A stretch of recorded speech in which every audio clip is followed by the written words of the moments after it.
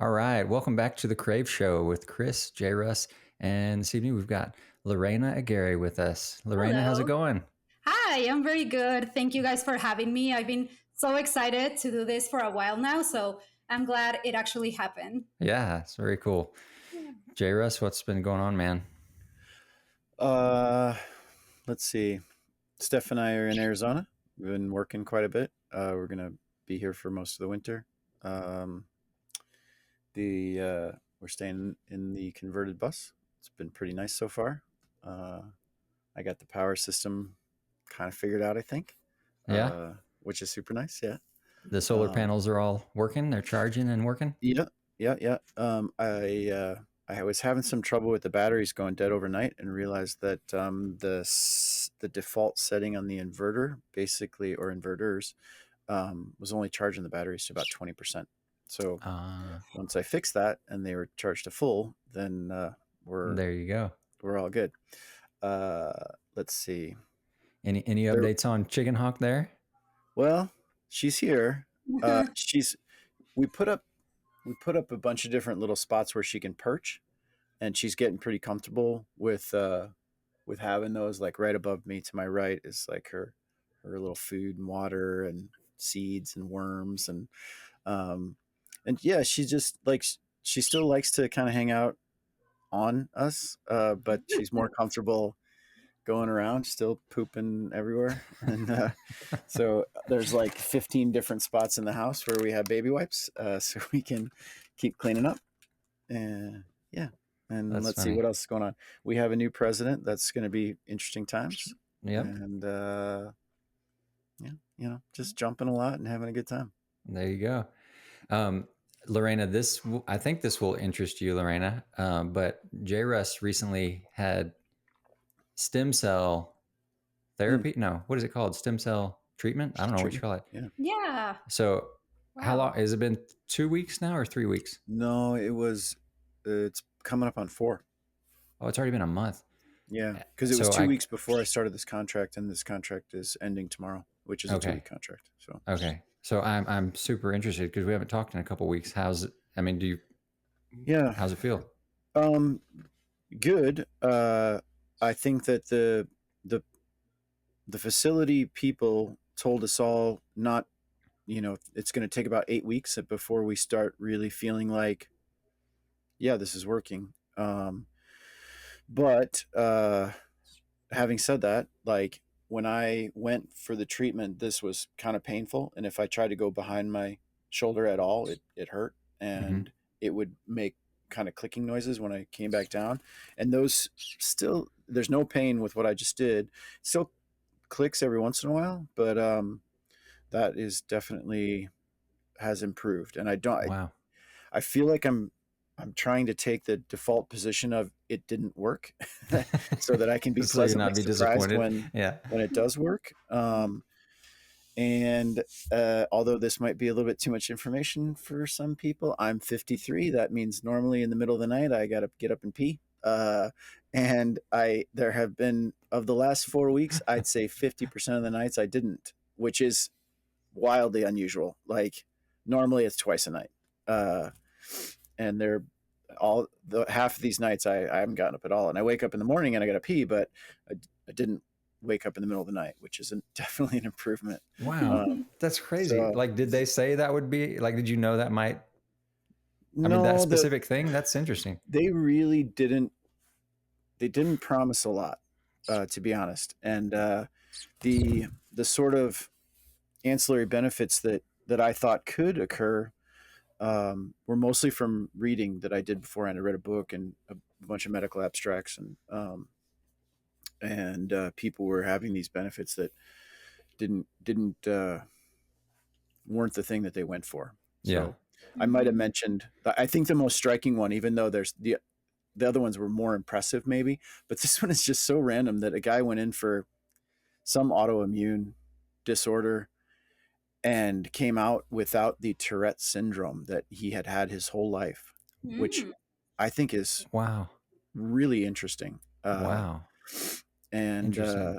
I mean, certainly something that, I mean, for somebody with Tourette's and you've had to deal with that your whole life, that would be shocking to suddenly not have it. Man. And that wasn't the procedure, it was just happened. So the word that I use a lot when I talk to people about it is I'm hopeful. Yeah. Certainly the price tag that went along with it, if it doesn't work, is going to be a real bummer. But I don't feel like I was gambling. I feel like the surgical intervention and the failure rates that I read about would have felt like more of a gamble. And especially considering the amount of downtime I would have had, 6 months to a year would have been really difficult. So, it's, still a month away, I think, from really being able to say with authority that, something has improved. But it feels better sitting here now than like the pain when I would sleep was pretty bad before the procedure. And it's, I'm not waking up in the night for that either. So overall pretty good. That's awesome. So did you take them for your shoulder? That was the main treatment? Yeah. The package that you pay for, which I paid for the starting level package, that's for 50 million cultured cells, and their maximum recommendation for one joint is 30 million, which is what I got in my shoulder. And then the other 20 million they put in through an IV and circulated. So yeah, I've as it's gotten around to people that I know, I feel like there's a lot of people who are curious and they've heard about the procedure one way or the other. And, at least anecdotally, there's some very good stories coming out, very good outcomes. And so a lot of people kind of probably waiting to see, like one of the big selling points for me was that a friend had already done it with tremendous success. And I think that kind of reinforces people's willingness to spend the money. Cool. Well, to kind of jump to another subject, I'm super excited to have Lorena with us this evening. And we've been talking about having you on for a little while. And well, at least you and I, Lorena, have been talking about it for a long time. JRuss, y'all already know each other, is that right? Mm-hmm. Yeah, Lorena and Naz were a couple of women that came to Summerfest pretty religiously for a few years, at least 4 years maybe. Yes. And were, despite the fact that they probably didn't belong in my beginner angle groups past the first year, they just kept coming along in my beginner angles. And I think the last time you guys kind of ventured out a little bit, didn't you? You started going in more advanced stuff. Yeah, this last Summerfest we did more intermediate advanced, like around that realm. Yeah, and it was very fun. But I still think you're the best. Not gonna lie. Okay, well, some bias is okay. Lorena, the day before this past Summerfest, the day before it started, I was up there, and so we actually had some time, and so me and JRuss and a few other guys, Blake, I can't remember who all, we're going to go do a jump together. And so JRuss was going to lead the jump. And as soon as we left the plane, he just burned me. I couldn't even keep up with him. It was not a beginner jump at all. It was like, and I was like, oh, we got down. I was like, okay, you put me in my place. I get it. So it wasn't the intent at all. It was just, I've got 10 days of just flat on my back. Okay, come closer. Nope, come closer. Nope, go more out front. And I just wanted, one good ripper before we went. And, I mean, it was great. I just was not expecting that. I was like playing catch up the whole time. No. It was funny. It was very good. Yeah. So Lorena, normally when we have people on, we ask them to just spend a few minutes talking about sort of who you are and what you do in the world and how your skydiving is, and so tell us about yourself. All the good things. Yeah. So I started skydiving in 2019. Well, I actually did my first tandem like 10 years before that, but I was like still like very young and living under my parents, and my parents wouldn't let me get certified at all. And they will tell me like, you can do as many tandems as you want, but you cannot jump by yourself. So year after year, I will do a tandem until finally, like I worked, made my own money and everything. And then I started like paying for my AFF and everything. So yeah, that took me a while, but I finally did it. So I've been skydiving for 5 years. And then I've been a registered dietitian for 7 or 8 years.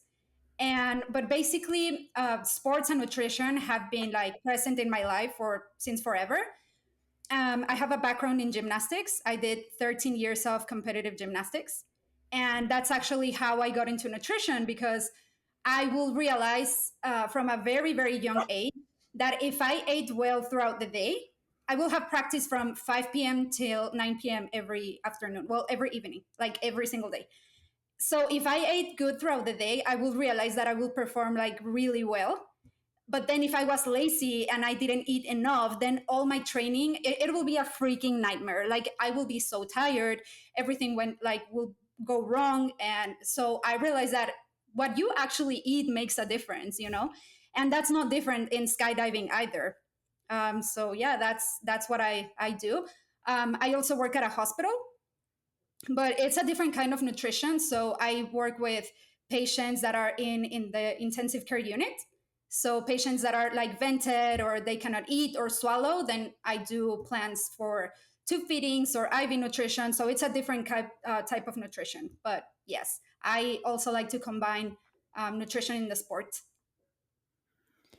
So one thing that you kind of made me think of right there, Lorena, to me it's I mean, it seems pretty obvious, right? Like if I eat good food, I'm going to have more energy. If I eat terrible food, like that aspect is like, okay, yeah, I know that makes sense. But I think something that I haven't really ever considered much until at least recently is, are there really foods and things that actually help me think better and think clearer, and you know what I mean, like actually for my mind and the way that I can process information and perform mentally. Yes. No, absolutely. There's a lot of foods, and I actually want to talk about that. But before going into that subject, I think it's important to, I don't know, and this is a question I want to make you guys before going into that. Has nutrition been a thing in the sport at some point, or it's something that is just like been gaining momentum in the previous years? What do you guys think? I I mean I don't know. I struggle sometimes with the collection of friends that I have or people that I hang out with a lot.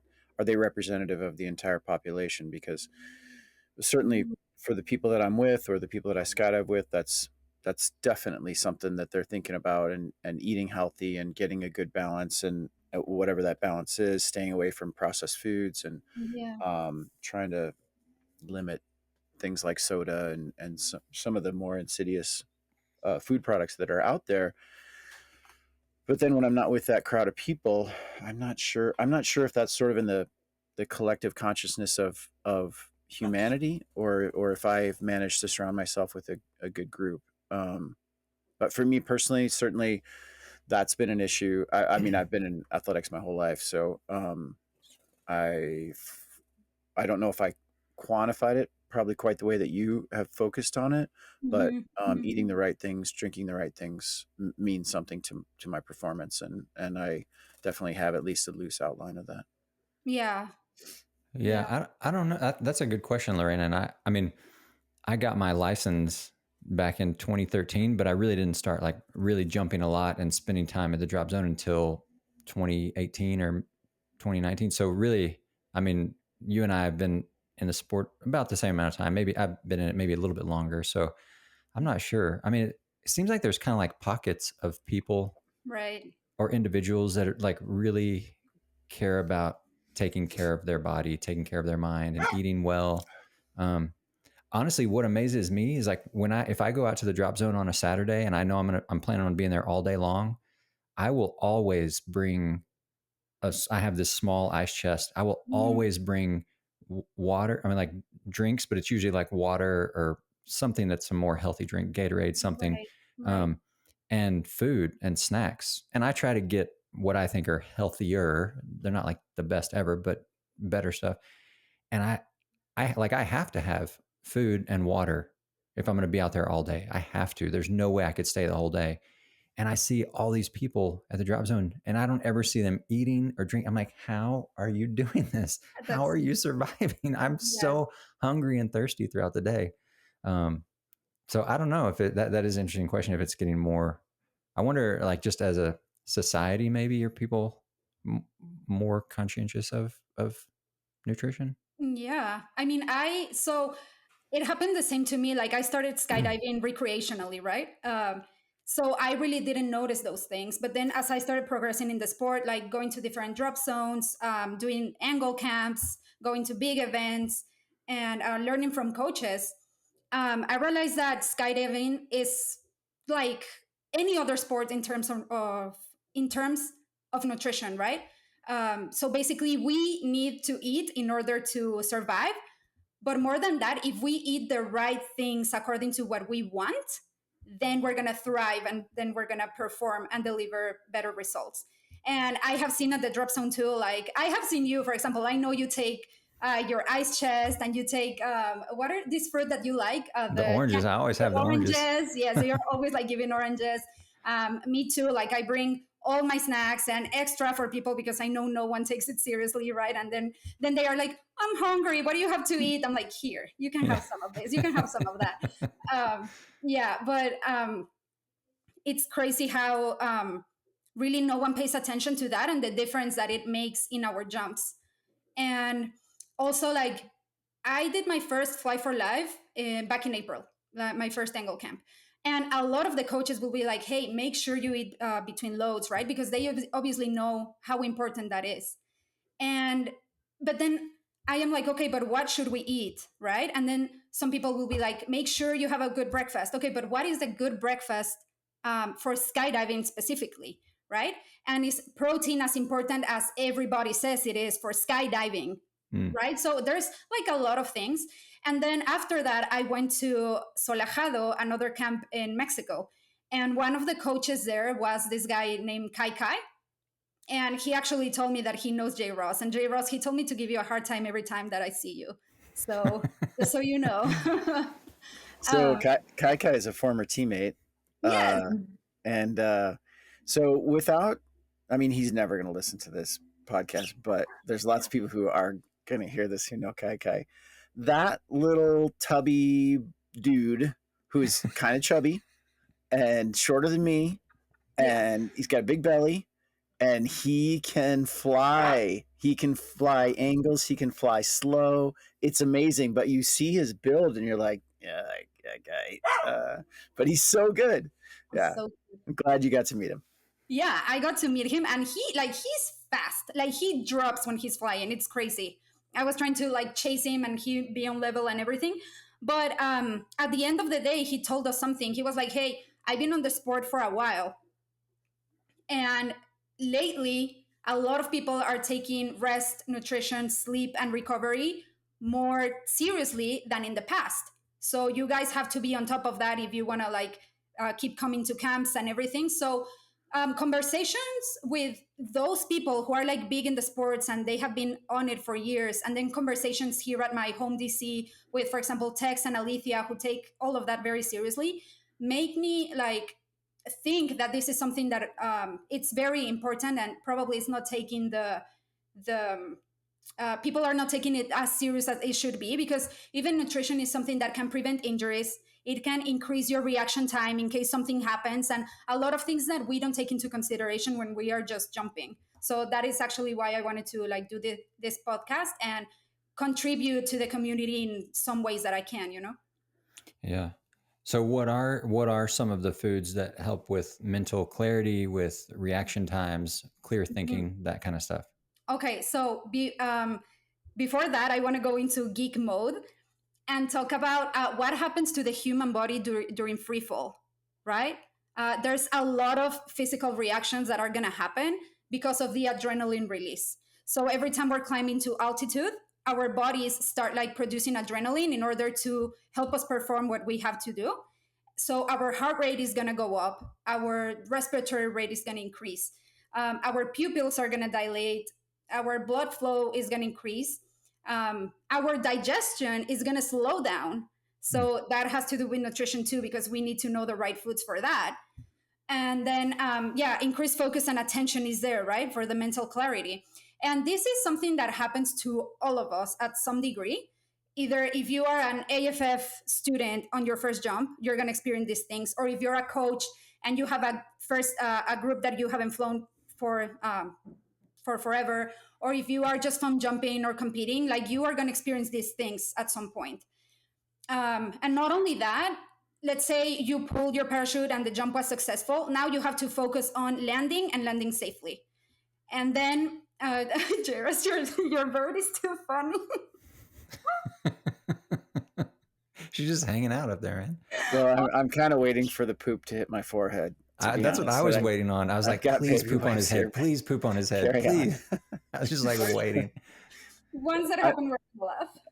I might, guys. My dog is going a little crazy back there, and she's 14 years old, and I might have to step away and just go see what's going on. Take care of her, man. It's cool. Yeah. Go ahead, carry on though. Okay, and then let's say we land, but then we have to pack, and packing is exhausting, right? And then we debrief, and for that we're doing like a lot of like focus, and then not only that, we have to memorize the next dive flow. So all of that burns a lot of calories. So we are like constantly with a lot of energy expenditure, which means we are burning calories. And then if we don't replenish those calories that we are burning, then we're going to have decreased focus on learning, slower reaction time. We're going to even lose muscle mass, which everyone is concerned about during these days. And then potential injuries and slower recovery time. So foods that are going to help us with that clarity and focus,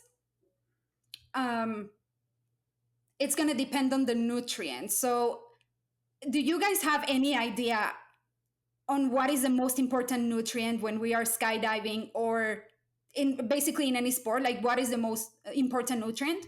I'm talking about protein, carbs, fats. What will be the most important nutrient? Because that is going to give us the answer to mental clarity. I mean, I'm just going to take a random guess and say some kind of fat. I don't know. Some kind of fat. Okay, that's a good one. I don't know. What about you?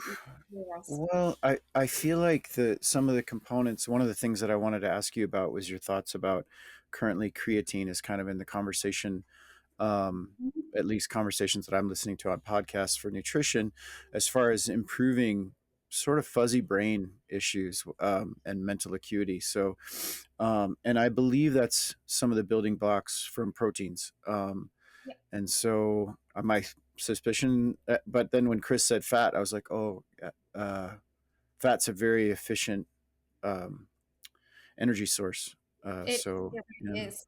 So there's no wrong answers. Those are right, but there's the best answer, and it's a nutrient that we all take for granted, and that is water. So water is the most important nutrient in any sports event, whether it's skydiving, how do you say, like running, swimming, whatever, is going to be water, right? And why? Because we can only survive up to 3 days without water, but we can survive up to 7 days without food. So obviously the effects of dehydration are going to show up before the effects of starvation, right? So that is why. And water is crucial for maintaining focus and concentration. So, because otherwise we're going to have fatigue, dizziness, impaired judgment, slower reaction time, right? So we have to make sure we are constantly hydrated throughout the day. Like 1 bottle of water in the morning, it's not going to do it. So, and go ahead. How quickly do you think those symptoms, I'm going to call them, how quickly can you start experiencing that kind of stuff, like delayed reactions, lack of clarity, mental focus, all that stuff? I mean, obviously, if you go 3 days without water and die, yeah. But I mean, can you really experience that kind of stuff after just a few hours or after a day? Absolutely. Let's say it's not the case here, but let's say you are jumping with a group of friends, and then the next day, you have to go back to the camp or the boogie or whatever it is, but you go and get drunk with your friends, right? Alcohol is going to dehydrate you. And then on top of that, because you are drinking something liquid, you don't think about the water. And then 8 hours of sleep, if you have 8 hours of sleep, 6 hours, whatever, and you are not drinking water, and then you just wake up and probably skip hydration and everything, and then you go jump, you're going to feel those side effects like really quick. probably not the first jump because the adrenaline is there, but maybe second or third jump, you're going to be like done. And the worst thing about it is that you're probably not even going to realize is the lack of water that is making you feel this way. You're going to address it to 1,000 other ideas instead of the water. Yeah. Yeah. What about because I love to I don't like drinking plain water, like just water. I don't know, I just can't stand water. But carbonated water, sparkling water, even if it's I don't want it to be sweet. I just want plain old carbonated water. Yeah. Is carbonation bad for you? No, it's not bad for you. It's not. I mean, it's not bad for you. It can be uncomfortable because of the like we get bloated. Yeah. And also, as the plane starts gaining altitude, there's less pressure, and our bellies tend to swell up more. And that plus the carbonation is going to be like a little uncomfortable, but it's still hydration. It counts. Okay. Water. When they say drink water, they are not talking about just water. It can be tea. It can be coffee. It can even be energy drinks if you're into that. It can be. I mean, sodas is not the best, but I mean it's there, right? So fruits have a lot of water too. So anything that has some type of fluid is going to be good for maintaining your hydration status optimal. All right. Yeah. Interesting. And I don't know, like maybe there's some people who are interested in the water requirements, but depending on what part of the world you're in, you might use milliliters or ounces. But a pretty good rule of thumb is if you're using milliliters, is 35 milliliters per kilogram of body weight. Or if you're using ounces and pounds, it's going to be 0.5 ounces per pound of body weight. So that's the amount of water you need to drink on a day. Okay, 0.5 ounces per pound? Per pound, yes. Okay, so if I weigh 180 or 190, it'd be divided by 2, right? Yeah. Okay, so... And those are the ounces you have to drink in a day. So 90 or so ounces a day. Yeah. What's a gallon? 128? No. I think so. Yeah. Right? Yeah, I think so. Like that, yeah. Okay. All right. Yeah. So that is the first nutrient. And yes, I say nutrient because it gives you some sort of nutrition, even though it's not in calories, but it is like the most important one. And I'm never gonna forget this because I actually got it in a sports nutrition test. And I got that question wrong because I thought it was carbohydrates. And it was water. And then I was like, how? Water what? And then, yeah, it makes all the sense in the world. So after learning that lesson, I'm always like, okay, drink your water. So, yeah. Yeah. Okay. So those, I like to drink those cans of water. They're 12 ounces. So I would need to drink about 8 a day if but if you're actually sweating a lot, is that even more then? Yes. And not only that, then for that, you have to replace your electrolytes. So Gatorade or any sports drink is going to be great for that. Yeah, because I don't know how is it in Chicago, JRuss. I don't think it's that bad, but in Texas, the heat in the summer for jumping is the worst. Like it's so bad. So for that, we really need to be on top of it. Yeah, I guess in Chicago, it's probably not as bad as Texas, but hot and humid in the summer, and definitely sweaty weather for sure. But as you said, I just wanted to reiterate that. Oh, sorry. That it's all of your liquid intake for the day is that pounds divided by 2, unless you're heavy exertion and sweating, right? Right. And what I mean is you don't have to drink per se that much water. I have a bunch of coffee in the morning. Exactly. Although coffee is a diuretic, your water comes out of your system. That can be included. Exactly. I think there was a time when sort of the establishment was saying it was just that much water in addition to whatever else you had for the day. But I think that got revised, if I'm not wrong. Yeah, it got revised. Yeah, because people struggle to drink water as it is. So if we put that on top of, it's too much. Yeah. So that's why. And for people who don't want to like count, like, okay, how many kilograms per blah, blah, blah, or ounces, whatever, you just pay attention every time you go to the bathroom, look at the color of your urine, basically. And then if it's like very yellow, almost orange, then okay, you need hydration. If it's like light yellow, then okay, you're good, and that's how you know. It's basically, it's not big science. What do you think about? I read a book that included a section about um, basically when Gatorade became popular, and that was quite a while ago. And I think it was something that came out of the Florida Gators football team that Mhm. they originally created for the football team, and then they marketed it. And one of the things that they basically got to happen was like at bike races or foot races or whatever, that they managed to say like just keep pounding fluids just as much as you can get in you. And the thrust of what I was reading was kind of like, well, we've evolved as creatures that we have a very good system for knowing when we're thirsty. And it isn't necessarily better to be pumping that into you whether you think you need it or not. Would you agree with that, or do you think that, especially during exertion, that you should just keep pushing as much as you can? No, I think your body is very very wise at uh, telling you exactly what you need at the time you need it. And one of the indicators of dehydration is thirst, just like an indicator of like we need food is hunger. But Mm, sometimes we are so busy with everything that we see, touch, feel, etc., that sometimes we completely forget about our like inner cues that tell us, hey, you need to do something, right? And it's not until we feel dizzy or like we faint or something that, oh yeah, I had to eat, oh yeah, I had to drink water, right? So that's yeah. why. Yeah.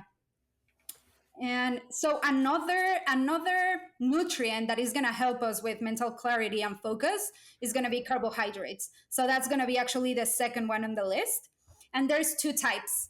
So there are complex carbohydrates and simple carbohydrates. And there's not for skydiving there's no good or bad carbohydrates. It's just like how we mix them.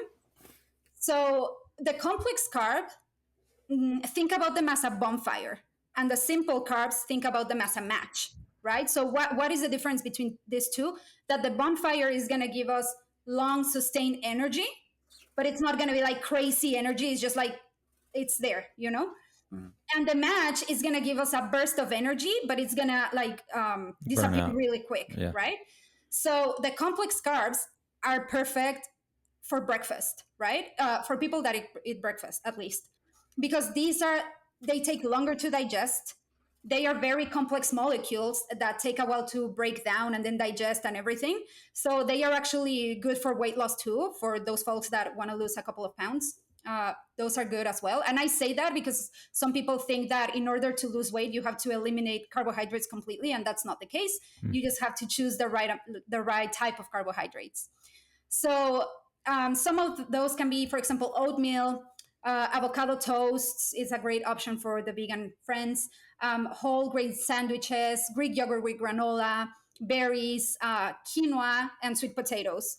Right. So those are going to be like the complex, the bonfire carbohydrates, and you want them running. Let's say running inside of you while you skydive. And then the simple carbs, which are the matches, those are going to provide fast source of energy because they are broken down very easily, and they are going to give us energy instantly. So those are great for between loads. Those are great snacks for between loads. mm, And some of them are, for example, any type of fruit, raisins, dried fruits, sport drinks, energy drinks too, granola bars, and fruit smoothies, basically. So if we combine these two carbohydrates, like in the morning, we get the bonfire, and then between loads, we get the match, then that is gonna help us with the mental clarity all the time. And it's really not about like a special food that is gonna help us forever. It's more about the timing Mm. when we do it. And let's not leave the foods like in the bag there. Let's incorporate it to our training days. Mm. Yeah, okay. because sometimes I'll get 4 or 5 jumps into the day. Yeah. I just came down from jump number 5, and I've like lay my rig down, my parachute. I'm like, oh, I have to pack, and I'm just so tired. I just find myself like laying on my canopy, like almost falling asleep. Yeah, Um, Probably because I didn't eat a breakfast at all. exactly. And I've just been eating a bunch of oranges, and like dried fruit throughout the day. So I need that bonfire carbs. Yeah, exactly. Lorena, how much, like, I feel like there are a lot of different, I mean, just people are so different. And are there, one of the questions that I had written down sort of revolves around what you're saying now, but like, are there broad stroke ideas, big ideas in the nutrient world that do apply to all of us, or are we all so sort of unique that each of us has to find the right balance for ourselves? And maybe it's a combination of those two answers, but I guess what's I think is difficult for a lot of people about nutrition is that there are so many ideas about nutrition. There's keto diets, there's paleo diets, there's, you know, there's, I mean, if you want Yeah. to think cookies are good for you for 3 meals a day, probably the head of the FDA is going to agree with you because he works for Kroger Foods or Kellogg's or something like that. So you can literally find anything you want to support what you want to eat. And there's so many people looking for just staying healthy. Are there those broad stroke ideas that apply to all of us? Sure. Yes, that's it. That is a very interesting question because it's actually kind of both, right? So, um, every single human being and animal beings, we all need nutrition, right?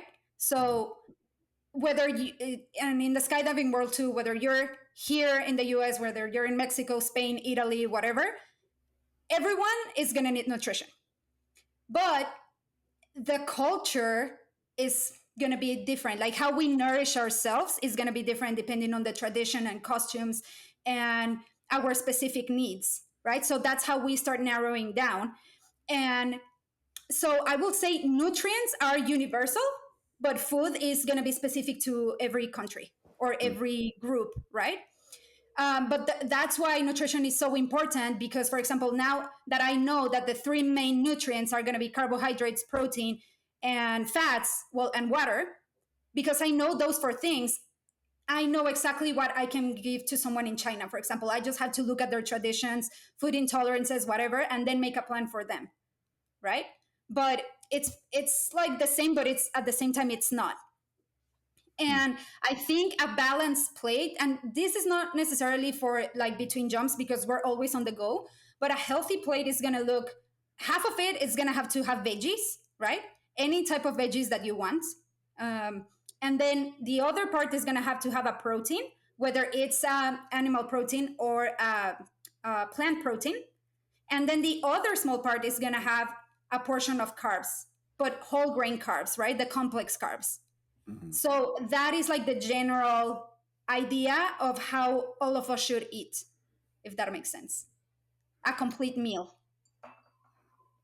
And so the protein is protein a source of energy? That's a good question. Because that's what I've, over the past however many years, I don't know why I've believed that, but that's what that's what I've grown to think is like, oh, and I even tell because I coach soccer at my kid's school, and I'm like, you guys need protein, so you have energy throughout the game. Like, is that even true? Am I believing something that's not accurate? It is true, but you don't want protein to be your main source of energy. Hmm. You want carbs to be your main source of energy because let's say, for example, your soccer kids,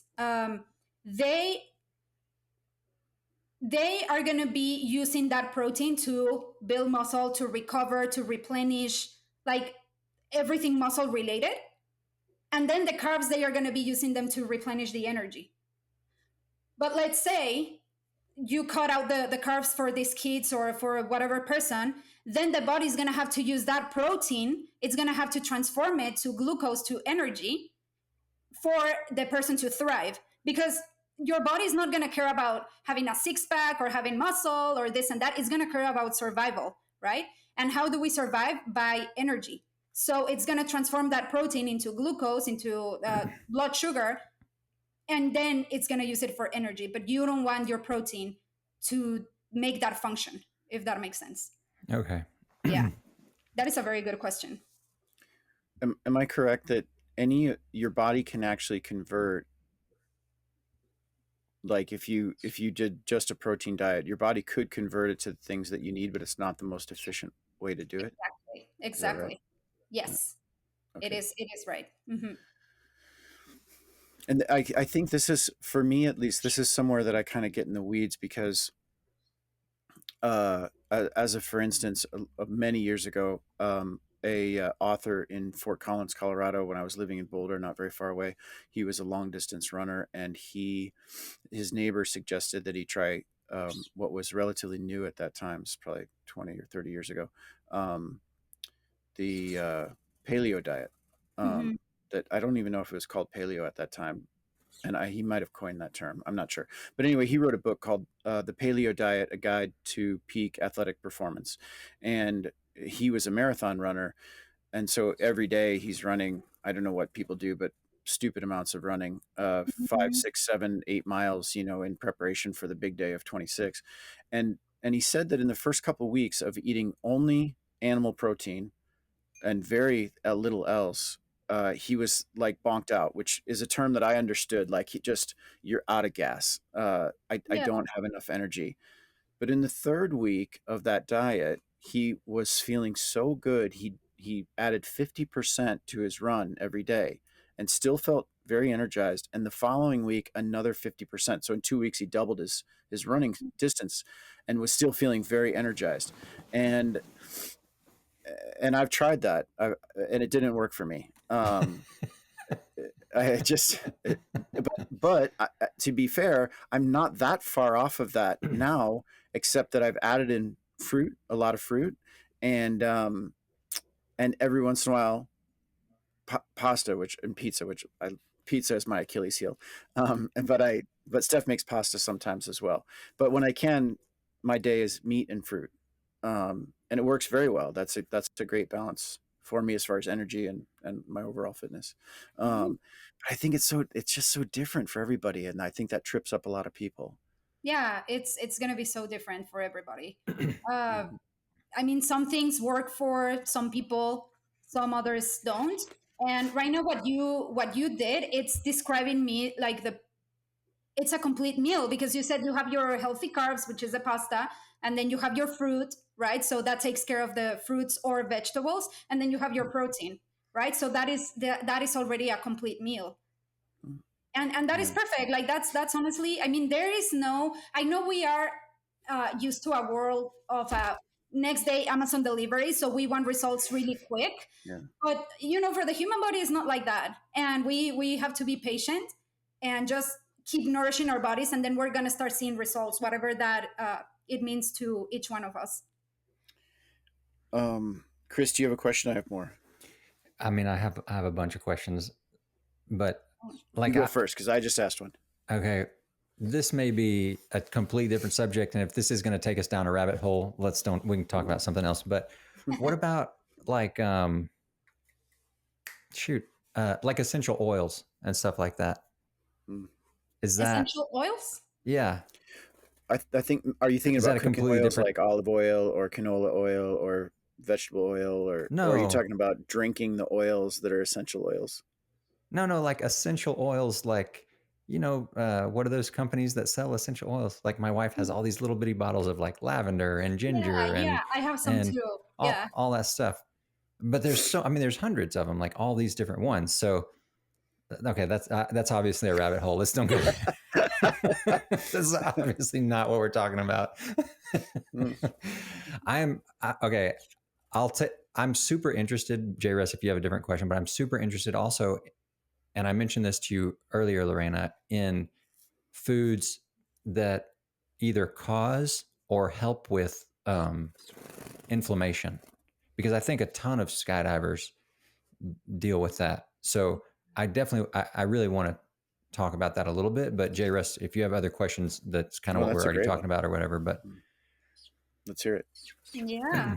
So, yeah, actually, I mean, injuries are very common in the sport, right? Like we all have some sort of injury to some degree. And there are three different categories. There are more, but basically three of anti inflammatory foods. So it's going to be fruits and veggies, the first one, right? And why? Because, for example, berries are going to be very high in antioxidants. Do you know, guys? Do you guys know what is an antioxidant? I mean, kind Loosely. of. It prevents oxidation of the cell, so it prevents that the cells basically they die, they get oxidized and die, right? Hmm. So antioxidant is if something harmful to the cell is coming, then that antioxidant is going to be between the harmful thing and the cell, and it's going to prevent cellular damage, right? Okay. And yeah, and this so berries are going to be high in antioxidants. Green leafy veggies are going to be high in vitamin K, which is also good for preventing inflammation. Sorry, anti-inflammatory. And tomatoes too, they are high in antioxidants as well. Broccoli, cherries, and citrus. So cherries are actually, they are one of my favorite fruits because they increase the blood flow, and the more blood flow we have to our injury, right, the more nutrients the blood carries, and more the healing process starts accelerating. So that Hmm. is something to consider. Natural cherries, not the ones that are like fake. Yeah. Is is it safe to say or accurate to say then that cherries vasodilate? Is that how they bring? Yeah. Vasodilation, yeah, because Okay. they have the component that is a precursor of nitric oxide, which is going to help us with vasodilation. Exactly. Okay. Yeah. So for that, fruits and veggies, yes, all of them, but mostly berries, tomatoes, broccoli, cherries, and green leafy vegetables. Now, And is it then, well? Is it true that sugar, like actual sugar, like increases inflammation? yes, It yes, does. yes, it does. Hmm. Yeah, Okay. it's yeah. If it added sugars, fast foods, all of that is going to increase inflammation. Hmm. Exactly, because for example, the fruit, any fruit is going to have sugar, but at the same time, that sugar is going to be packed with a lot of vitamins, minerals, antioxidants, and all of that. So it's really not going to harm our body in any way. Because on top of that, that fruit is covered by um, how do you say skin, let's say, of fiber, right? Hmm. So all of that is just going to prevent the sugar from being bad because Hmm. it's natural. Mm-hmm. But if you just add sugar to something in extreme amounts, then of course, yeah, that is going to be inflammatory. Okay. Hmm. Another food that is anti-inflammatory, or another nutrient, is going to be the healthy fats. So basically, olive oil, avocado, nuts and seeds, and fatty fish. And that's because they have omega 3s, and omega 3s have been proven to decrease inflammation. There's a lot of studies that they make in athletes or people with arthritis, and they see that a constant supplementation of omega 3 for 3 months decreases the inflammation in the joints. Mm-hmm. Yeah. Sorry, I was So, looking at the bird. Omega 3 is generally fish oil. Is that right? fish oil. Yep. Yeah. Okay.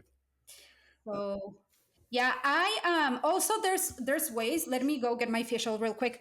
There's ways to know if fish oil is of good quality, and I'm gonna show you guys. What does she have for books? Because if you don't eat salmon, tuna, or any fatty fish at least 3 times a week, then you need to supplement with omega 3. Oh wow.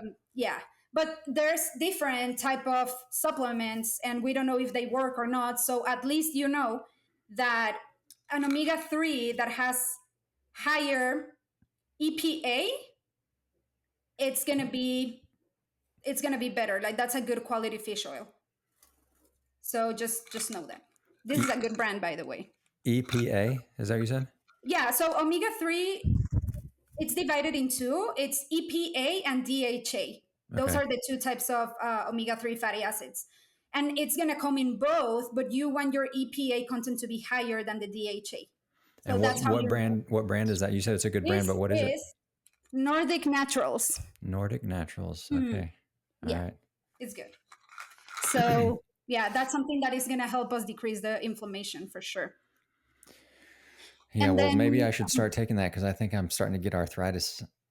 Chris, I have told you, since you told me about your shoulder injury years ago, I told you to start supplementing. Yeah, that's true. You actually did. And didn't you Well, tell me to take? Did you tell me to take turmeric or Yeah. curcumin or which Yeah. one or So both? exactly. So that is the third. That is the third thing. So we said fruit and veggies, healthy fats, and then herbs and spices. And in that category, we're gonna have turmeric, ginger, garlic, cinnamon, and spices like green tea leaves, for example. Mm. hmm. So all of that are gonna be very, very anti-inflammatory. Maybe Lorena, maybe you should make a supplement for skydivers that we could Oh, just that would be take a a great we just idea. take a pill and Everything in have one. everything we need. That would be so cool. JRuss does Chris, not like think that about idea. the personal benefits of having Lorena make a crave course on nutrition. Hey, we've talked about We it, talked about it. Yeah, you can and just I sit think through all of it and get an education, and there you go. And I think yeah, we should rope Alethea in on it too, Yeah. because yeah, that'd be great. We were she talking about it. I can talk about the nutrition, and then Alethea can talk about like how is that going to look in a healthy meal. yeah, Yeah, mm-hmm, that's a good idea. exactly. Yeah, and in the other hand, like the inflammatory foods, we already said sugar, fast foods, processed meats too. So processed meat, I'm talking about hot dogs, bacon, deli meats, and then alcohol. Obviously, it's also inflammatory. So whenever we are dealing with an injury, let's just stay away from those as much as we can and focus in really whole foods. So deli meats are not. I mean, they do cause it. Oh man, I love deli meat. Yeah. No, and I mean, it's crazy because also like there's a correlation between a high intake of deli meats and colon cancer. Uh So yeah, we oh. gotta be careful with Shoot. that. Okay. Yeah, I'm not saying eliminate them from your Right. diet, but obviously don't eat them every single day. Like if you want to have bacon on a Sunday, then that's fine. Yeah. But don't make that one of your main proteins. Yeah. No, I actually, and I've told you this before, Lorena. Like that's one thing that I really appreciate about you and your attitude towards nutrition, Yeah. because I know that you care about eating healthy and taking care of your body and exercising. But then at the same time, if somebody brings donuts to the drop zone, you're going to enjoy a donut. Like Oh, for sure. you're not so, what I don't can't think of the word, but so Extremist. what? Yeah. Yeah, Extremist. extremist or strict that you can't enjoy food, and that's how I want to. I want to eat healthy, take care of myself, but I want to enjoy some good food now and Oh, then. exactly. No, and that's an approach that I take to my patients or clients is food or eating is a pleasure, right? Mm, Like it's one of the biggest pleasures of life. Like if you literally go right now to Europe, you're going to be so excited about the food. Before the museum, before the hike, before whatever, you think about the food that that country has to offer. So why are we going to prevent ourselves from having that? Just let's have a healthy lifestyle, let's exercise, let's have good sleep and everything, but let's also enjoy what this city has to offer, right? mm-hmm, And yeah, no, that's something that definitely it has to be a balance. mm-hmm. But I think one of the other things that immediately comes to mind when you say that is that other countries, for every foreign country that I go to, the food is healthier than here. I mean, you can have healthy food in America, for sure you can, but it's you going out and working and putting in more effort to what you put into your body. Where if you just go to the grocery store in Europe, you just can't find the crap in their grocery store. They just don't sell it. They don't sell, 25-cent boxes of macaroni and cheese with yellow dye number 7 that is going to give you cancer. They Yeah, they sell healthy food. Their tomatoes taste delicious. They're all the yeah, stuff. They don't even have to put organic because everything's organic. So I think that it sadly takes quite a bit more work in the United States to do that same thing as literally any other country that I've been to, and many of them would be labeled third world countries by a bunch of people in the U.S. And yet you have healthcare and you have yeah, social programs and you have good food. yeah, So I think it, like, among the other things that travel can provide, good exposure to what it means to eat healthy as well as really enjoying your food. Like if you go to Italy, you're going to see people that are pretty fit and really love their food. yeah, And it's a combination that can work. Just yeah, you have to have some different regulatory services than we have in our country. yeah. No, Um, totally. I so, uh-huh. sorry, go ahead. No, I was gonna say, for example, Italy, Greece, and all of that, they follow the Mediterranean diet, and basically what that means is just a diet very high in healthy fats, in antioxidants, and in fiber, which is the anti-inflammatory foods that we just talked about. And Mm. that, if you look at those countries, then their mortality rates are lower than in the US, just because like they live longer, they have more active lifestyle, everything, and obviously all of that translates into longevity. Hmm. Yeah, I read a really good book about nutrition in Greece, Mediterranean diet, Yeah. and it was coupled with like a story from kidnapping a German general during World War II, and studying these people that were on the island of Crete and Greece, and billy goats in the mountain, living forever and super fit. Mhm. And, Mhm. yeah, uh, I had a couple of questions from stuff we talked about before. One of them was when you talked about the content of a healthy plate, and Mhm. if 50% of it was fruits or vegetables, and then a protein source, and then a healthy carb source. Mhm. And uh, protein can come from lots of different places. Would you agree that, generally speaking, the protein availability from animal protein sources in a smaller amount is more bioavailable, and that as you work your way into plant proteins, your consumption in terms of volume has to go up, because it is less bioavailable? So to, Exactly. yeah, that's a fair statement. Yeah. Um, Go ahead. well, just I think that, like, I did a vegetarian diet for a couple of years, and I wasn't getting enough, and I think part of it wasn't necessarily a fault of the diet, but me understanding that I couldn't have normal volume of protein when it was coming from what I would call normal for my meal. I had to eat maybe maybe double or maybe more of the plant protein to get what I needed. I mean, I'm not the biggest guy in the world, but I'm active, and I just needed a lot more than I was getting, and so that's just a consideration for people if they're getting it from plant sources. Hmm. Yeah, no, exactly. That's a very good point, and I'm glad we are going back to that because I forgot to mention it. But we used to think that people in a vegetarian or vegan diet weren't getting enough protein, and that has been revoked. They are, but they just have to be very clever at at how they combine their food sources. So talking about the biological value, for example, an egg has, so let's talk about amino acids. Amino acids are the building blocks of protein, right? They are like the mm, links of a chain. And Mm. then let's say each link has a different color, and each color has a different function, right? And eggs, meat, all of these animal protein sources, they are of high biological value because they have all those links of the chain. But then we have plant protein, and let's say beans are gonna have just blue and green links. And then edamames or peas are gonna have the red ones and the yellow ones. So, in order to have a meal of high biological value, then you're gonna have to pair those two in order to have a complete protein. It's not like a person that is non vegetarian, they have an egg and that's a complete protein already, if that makes sense. Hmm. These Yep. folks have to be very clever at how they combine their plant proteins in order to have a full meal. And then for supplementing, if they want a protein shake, it's gotta be pea protein in order for it to be a complete protein.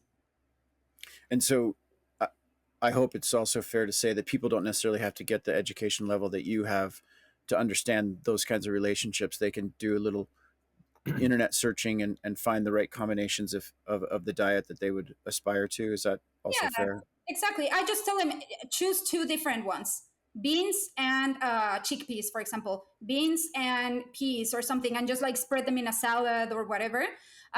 If they are gonna start doing that, I suggest them to do it slowly, just because like legumes are sometimes are can be very heavy in the stomach. Hmm. So just like, yeah, slowly work your way up there. Chris, you got anything? Well, I want to ask about yogurt. Hmm. What about yogurt? Is I mean, because I Yeah. really like yogurt, but I try to pay attention to like sugar content, and also we always get Greek yogurt because I have been led to believe that there's more protein in it or whatever. But Yeah. I don't know, is that true? Yeah, sure, it's true. Greek yogurt is high in protein, and I will suggest you just to have the plain yogurt. And if you want to add some sweetness to it, then add some natural fruit or even stevia or maybe a little bit of honey Yeah. instead of buying the one that already has the fruit included, because that's going to be like high in added sugar and it's already like not that good. Okay. Hmm. And that protein, is that considered is that a complete protein in Yeah, yogurt, or it yeah, is? Okay. it is. All right. So one of the things that I think is difficult about the U.S., and you kind of touched on it with the Amazon joke, that we're sort of a next day service kind of idea, and Yeah, wanting that quick gratification, and not necessarily, most people could achieve the body type that they want through either fewer calories in or more calories out, more exercise, a healthier diet, hmm, pick some of those things. But those are relatively longer term goals. Like if you're going to change, say, your exercise regimen, that's going to take a little while. You're going to have to work up to something that's going to get you where you want to be. And we have the problem of instant gratification in terms of food, that if you buy processed foods, they're very cheap, they're yeah, readily available, they are typically delicious because they've been doused with sugar. Um, and but but then I mean, on that note, I really have a lot of empathy for a lot of people who, like a single mother who's trying to care for 3 kids. McDonald's probably seems like a freaking great idea. Like, I don't have time for this. I'm just gonna sit the kids down for a cheap meal, and okay. Um, and I'm my that's not my question. That's more of my statement on sort of our culture. But the question is that in recent months, or maybe as much as a year, diet pills are coming out that contain semaglutide. And do you have an opinion about? I mean, I don't know that we know enough about that. I don't know if it's a drug or just a compound, or if there's a distinction there. But semaglutide is making an appearance on the scene as something that you can simply take a pill, and there's multiple different brand names for that. I guess yeah. it's a drug. Um, do you know anything about it? Do you have an opinion about it? Is it something you're concerned about over the long term, that we don't have enough information, but some dipshit in the FDA said it was okay to take? Yeah, I haven't done enough research on the pill per se. Like, I don't know if it has that been like, is that a thing already? Yeah, I was yeah, just yeah. talking to somebody 3 days ago that has been taking it and has lost a lot of weight on Yeah, it. I Or know about the injections, but not, I didn't know about a pill. oh, Yeah. sorry, the person I was talking to was getting injections, not a pill. Yeah, I yeah, Sorry, yeah. sorry, sorry. mm, okay. Maybe I thought it was a pill, but I Oh, okay. certainly heard about it in that form. Yeah, yeah. I mean, uh, it's if it helps them, I honestly I don't see. There's people who are like really, really, and I say this with utter respect, but they are like very obese, and that's gotta stop at some point. And I think one of the requirements for this injection to be approved is if they have failed other methods of weight loss, right? So I think for these folks, it's necessary at some point, but I don't think that has to be available for everyone. Like, I really don't believe that just because you don't want to work out or you are feeling a certain way towards exercise, then you should have that. I don't think that's the way to do it. Hmm. But there's some people who are so sick already that their bodies are just like not reacting as fast to all the changes that they have to make, because otherwise they are going to have a heart attack, and then okay, and then get the injection. Yeah. Yeah, Okay. I feel like that's something. I don't know. I don't have enough information really, and I feel like that's something that I get nervous when there's like this miracle thing. yeah, Uh, you just take an injection or take a pill, and everybody can be fit. And I yeah, feel like, combined with the FDA has I think it's like a 30% failure rate on the things that they approve eventually have to be recalled at a 30% rate. Like, I mean, that is a horrible failure rate. If that's true, dude, if that is true, that's messed that up. part's true. And I just don't know where semaglutide falls into that. Dude, that is if it's on the 70 or the 30, I'm not sure. Right. And so far it has been effective, but some people, but like you said, we don't know the long-term effects yet, and so I always approach everything with like a healthy lifestyle, workout, sleep for 8 hours, and then the results, because some people just get so focused on the weight, but there's some other type of things that can tell us if we are moving in the right direction. Like, how are your energy levels? How is the clothes fitting? Like, how is your mood, right? Like, all of that, all of those are also indications that we are moving in the right direction. It's not only the weight. Yeah.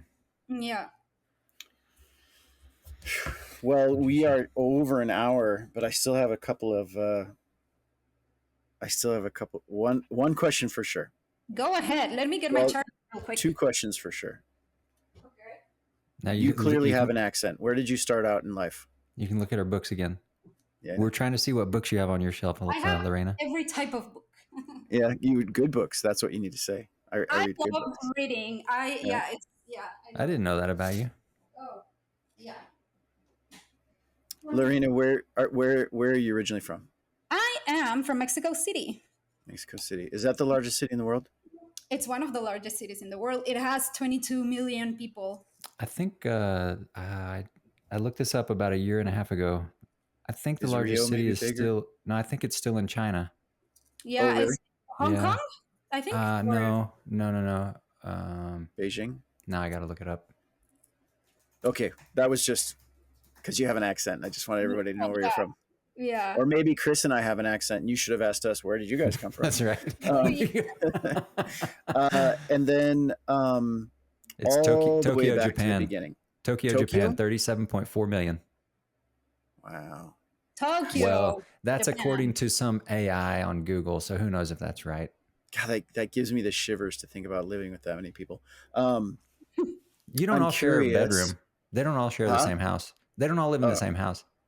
Yeah. Oh, you thought they all lived in the same house? All 37 million? All 37 million? No. It's not one bathroom. I'm curious about when you said in the very, very beginning that you did an angle camp. You did your first angle camp in April. Yes. What was there anything that you went to the camp and heard and it just jumped out in your mind like, oh wow, that's something I should have known? Something that I should have known, like I should have known before? Or it's something that I must know in order to go angle flying in the future. Like I used to rock climb, and it seemed like every time I bought a new piece of gear, I didn't know how I made it that far without that piece of gear. Every single time. And so like, I'm always curious because I do teach a lot of angle stuff. When people learn from somebody else, and you guys were, you guys heard me talk about angles a lot. And so I'm curious if you got to the camp and went, oh, wow, that's a good one. I'm glad I heard that or know that now, or, information that you got in the camp that you could share with other people that listen to the podcast of like, that was a really good one. I think I really learned that what other groups are doing. For example, like when they show you the map before the day starts and they tell you, okay, our group is going to go like this way. And you got to be careful because there's canopies open in here and canopies open in here, right? And everyone is kind of like opening at the same time. And then there's going to be people on the other group that have like higher wing loads. So eventually they are going to catch, like reach you and all of this. So I think just having like more canopy awareness, it's something that really, like, whenever you are just fun jumping, you not necessarily think about, or you think about canopy awareness, but not like that other groups are opening and that they are coming your way and everything, especially for angle jumps that people are moving, right? So that's something that really like stood up. And actually something that I don't remember if it was in one of, it was a camp with Alethea and Tex, and Alethea was like, the skydive is not over when we pull our parachutes. It's over when you land, right? So all that canopy, everything that happens under canopy, it's also part of the skydive. So yeah, that's something that I learned. And now, I mean, coming back from that camp at my home DC, I was like, okay, like, yeah, we're gonna jump, but what is the other like group doing? Mm-hmm. You're saying the other groups on the load. What are Yeah, they the other doing? Where are groups they on going the to load. be? Where? Yeah, yeah. Okay, guys, and the last thing that I want to chat about, and this is the last thing I want to chat about. I don't have any more questions written down, but if we need to chat about more, of course we can. Is I'm going to put into our chat a link, if I can. Can I post here? Yeah, you should be able to. Message all participants. There we go. This is a link, and this is totally off topic of what we've been talking about. Can I paste? There we go. I think that's right. Yeah, I hope so. So this is a YouTube link in the chat for this camp, and I just wanted to touch base on this. There was, sadly, a few years ago, there was a crash in Hawaii that you guys may have heard about. A King Air went down, and 10 skydivers and a pilot were lost. And there were, what I posted here is a pilot who has a podcast. This is the one and only time I've listened to this guy, but it seems very clear that he is an experienced pilot, and he does a podcast on things about being a pilot. And so he reviewed the NTSB report on that crash and drew some conclusions of his own as an experienced pilot, talking about the symphony of errors that led to that crash. And I think it's long. It's about 20 minutes long. My teammate Ace, our camera flyer, I believe that his long time, I mean, he's been dating the same woman for a couple of years. Her husband was killed in that crash. So kind of hit home when I saw the report. It's totally worth a listen to anybody who skydives for a couple of reasons. The most salient points that I can think of are jumping at a place that you believe in the maintenance of the aircraft, because that was a serious problem. And then jumping at a place where the pilot that is taking you to altitude is providing you with the most boring flight to altitude that you could ever have. And this one, again, kind of hit home. When I was still jumping in Colorado at Mile High, they hired a pilot who had a habit of skimming the runway, building up speed, and then making a strong positive pull at the end of the runway to climb. And that happened once when I was in the plane, and we landed, and I said, look, man, I don't want to be a dick, but you and I are going to get in a fist fight if that ever happens again when I'm in the plane. And I let him digest that for a second. And then I said, I don't know if you think people think that's fun, but if we lose an engine right there, we all die, and no recovery. If you're just flying the boring flight that I want, we're all fine. It's a twin engine plane. We can survive. And this pilot was a cowboy, and nobody said anything to him. So for a couple of reasons, I think it's really good education. It's super sad because 10 people lost their lives. But if they paid that price, we should not pay it twice. Right. Yeah. So that's in the chat. If anybody's listening and they want to look up that report, I think it's totally worth a listen. Okay. It's in the chat. Yeah, I mean, you should be able to access it, but I can also text the link to you, Lorena. Okay, cool. I thought you were going to bring it back around to nutrition somehow. No, sorry. That was just a friend of mine that I work with on these military contracts, Jack, that we had on the show, knows that I really appreciate a good review of accidents, so we can try and learn from the things that have happened in the past. And he sent it to me. He was quite good friends with two of the people on that load. And so that was a King Air, wasn't it? It was a King Air. Yep. Yeah, I remember that. And I mean, you listen to it and you just can't believe the accident happened. It was should not have happened. So sorry to end it on that kind of a note. No. That's dude. That's we want to talk about those things. That's good. Yeah. What were the two things? Jump at a place where you believe in the maintenance of the aircraft, Yeah. and where the pilot is giving you the most boring ride to altitude ever. Yeah. I mean, Yeah. I knew a pilot in the past where I picked that up from. His name was Blake Milford. He was a super experienced pilot in Eloy. He has since moved on from ferrying jumpers. But he said at one time, like, that is the T-shirt that your jump pilot should be wearing. I Mm. give boring rides to altitude, Mm. and that's it. Um, and if you've got a pilot that likes to do silly things close to the ground, you either need to jump somewhere else, or you need to talk to the DZO, or somehow that's got to change. Mm. Because those are the kind of, like, even all the things that were wrong with this aircraft, if he had just done a takeoff without being a cowboy, those people would be alive. Wow. But yeah, worth a Well, and listen. it's kind of because I've been on a couple of rides to altitude that were fun. They were super fun, and at the time I was like, oh, this is awesome, this is great, But Mm, with zero knowledge and experience about flying a plane, you don't realize what's dangerous and what's not. Like you don't know.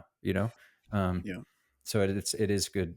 I mean, that is an obligation that I think everybody in the skydiving community, we have an obligation to share knowledge with one another. And when you learn something that's going to help keep you safe, that means you got to tell it to everybody else because it's going to help keep them safe. Yeah. yeah, I feel like sometimes we just focus on the free fall and maybe like canopy stuff and that's it. But really, like the jump starts when you get on the plane, and Mm-hmm. that's not in our control, but it's on the pilot too. And if we don't like something, we should say it. Mm-hmm. Yeah. Well, 100%. I mean, the thing that I don't like, and this is such a simple, easy thing for us to fix, is the seat belts. Why does no one tighten their seatbelt? Yeah. It's so loose. And I think we've talked about this before, JRuss, haven't we? Mm, yeah.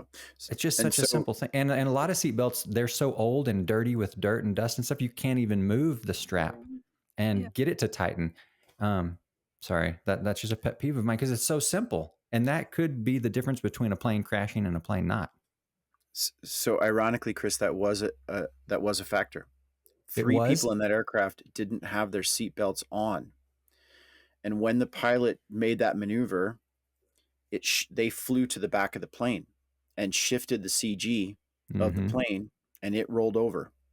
And the combination of the pilot already overloading the plane and that aft CG, there Yeah. was, I mean, once he made that maneuver, there was no recovery. I mean, they were super close to the ground anyway. But Well, that see, was definitely, that's my theory. You've got 18 people on a plane, and everybody has a super loose seatbelt with 2.5 feet of give, and the pilot has to perform some maneuver, and now you've got 2,000 pounds all shifting from one side to the other because everybody's seatbelt is so loose. I mean, I just don't. It's so simple. Just tighten your yeah. seatbelt, man. Yeah. I think a lot of people, at least maybe a lot of people in my generation of skydiving, would remember a crash in Paris Valley that killed almost everybody on the plane. It was an otter that water had gotten into the fuel, and right after takeoff, they crashed.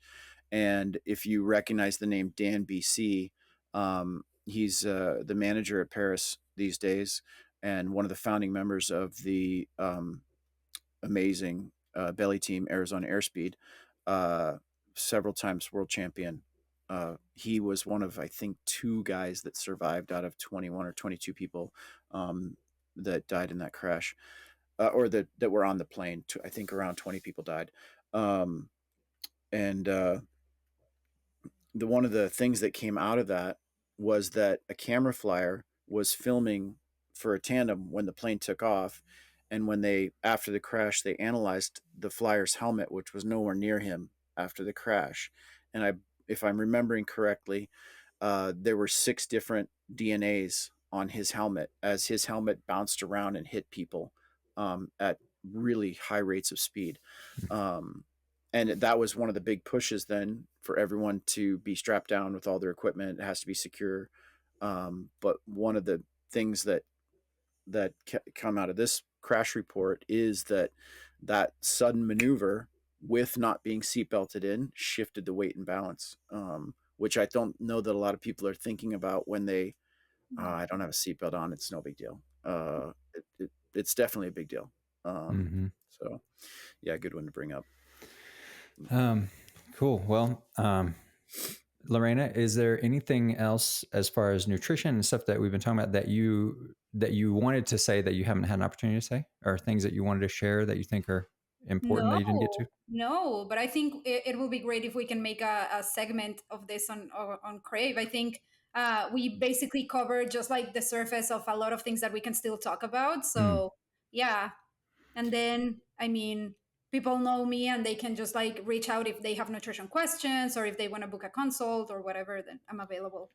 So how do people find you though? What if people listen to this who don't know you? Do you have like a business card that you can post a contact information to the chat or social media, or how do people find you? They can reach out to my Instagram. It's Lore AG92 at no, not Gmail, just at Lore AG92. So LORA? AG92. No, wait, Okay. LORA or LORE? Sorry, LORE AG92. Yeah. Okay. Yeah. Should we put that in the chat? Sure. I just can't see the chat, but I'll do yeah. it. LORE AG 92. 92. That's your Instagram. Instagram. I'm there. Yeah. Okay. So yeah. Yeah, But because thank you I so much. think there probably are people that would. I mean, it is helpful to just be able to have someone that you know is knowledgeable to help me think through planning some good snacks and meal. You know, what's some food that I can take with me to the drop zone? Like, help me Yeah. think through that. And Yeah. here's my allergies. Can you help me figure out Exactly. what can I use? You know, if I can't eat that, what can I Yeah. substitute with or whatever? And I know from our conversations that's something that you want to be able to help people with. And Oh, absolutely. I would so love to. if you're listening and that's something that interests you or you want to understand more, you have questions, reach out to Lorena. She's a very sweet girl. She's happy to help. And so yeah, check it out. I think that's very cool. Awesome. All right. Well, you've done it again. You wasted another perfectly good hour with that Did you hear what he just said about your? He just said everyone wasted their time listening to you. JRuss, and Lorena. This is a constant argument. Yeah, man, that's awesome. Yeah. Lorena, thank you so much for joining us. Really nice to have you. Guys. And See you next time. let's meet at the drop zone soon so we can jump together. Perfect. I want to be there. Yeah, dude, come down. Get Steph in the car. Y'all come down and hang out, man. Actually, yeah, we're gonna. That'll be off air, but I'm gonna be in your neck of the woods in a couple weeks. What? Okay. Yeah, all right, I'll man. tell you when we get off because it's I don't want to talk about it here. Okay. All right. Well, everybody get out there, jump out of an airplane, have fun with your friends, eat some good food, and take care of yourself. Perfect. All right. Crave, do more, be better. Bye, you guys. Thanks, everybody. See ya. Bye.